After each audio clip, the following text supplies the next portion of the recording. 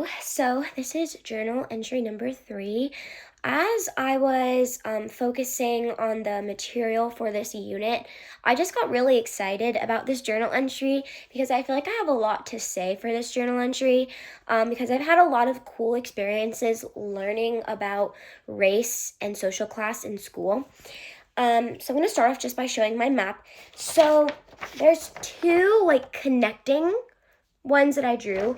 This first one says AG. This is in 4th grade, and then that's me with a book and a doll. And then it goes down the road to in college, and this is me watching a documentary with my professor. So I'm going to explain more about what these mean in just a second. So something in my schooling experience that made me think about the definition of race and social class, I'm going to start with the college one because I want to connect it to my elementary. So when I was a junior in high school, I dual enrolled at FAU.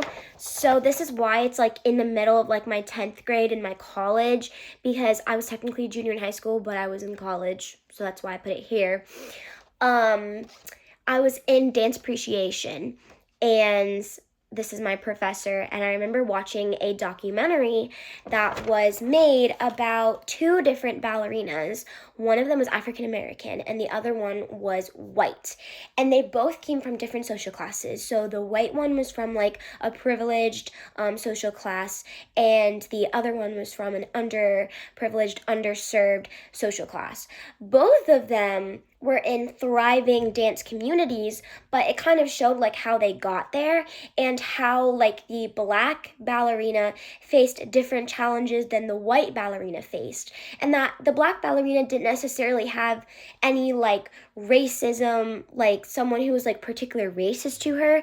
It's just that in general, most of the time, if you are white, you have privileges that come with being white. And so it just kind of showed the differences between their experiences, one being white and one being black, but having the same profession as a ballerina. And I was a dancer for 17 years, and I am Spanish, and it was just kind of I really resonated with that because I was a Spanish ballerina and I was not white. And so I didn't necessarily experience racism, but I did experience what being not white can be like. I related to the black ballerina in that documentary. And then the part that connects, because I thought that, this connected to this in a way that I'm going to explain. So when I was in 4th grade, I was absolutely obsessed with the brand American Girl. And what they did was they created a line of dolls that were historical figures, historical characters. And basically they would have them from different races. So they had a black doll, they had a white doll, they had a Native American doll, they had a Pacific Islander doll, and they had an Asian doll. And they would create these stories, these books that you could read that told these characters' stories in a historical setting.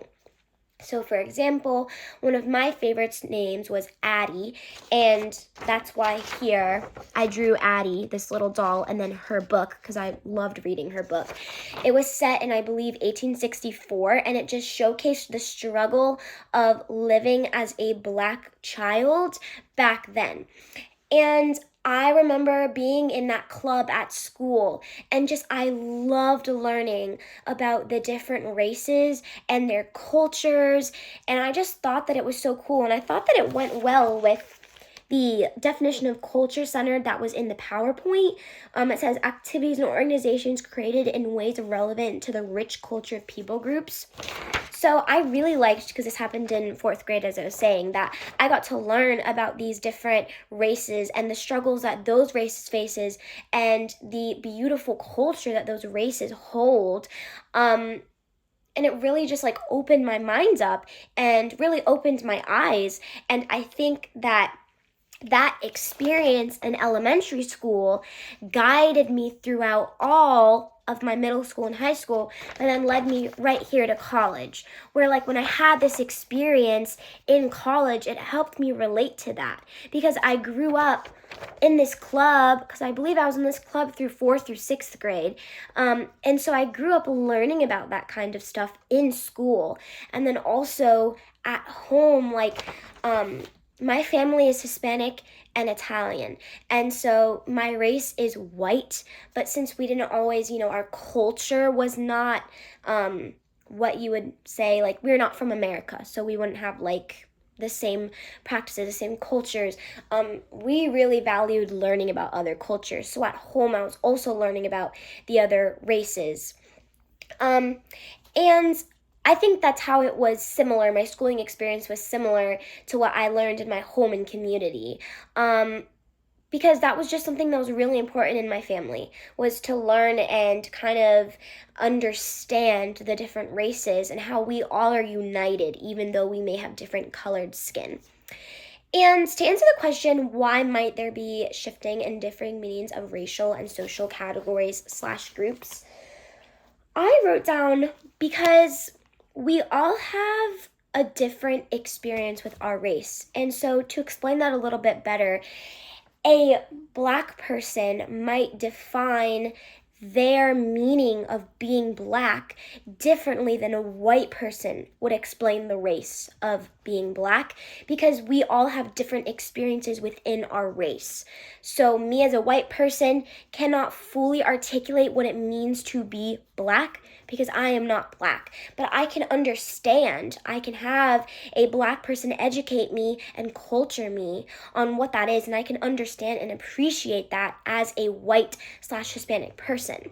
And I think that's just something really cool, is that like we don't have to be that race, but we can understand and appreciate that race.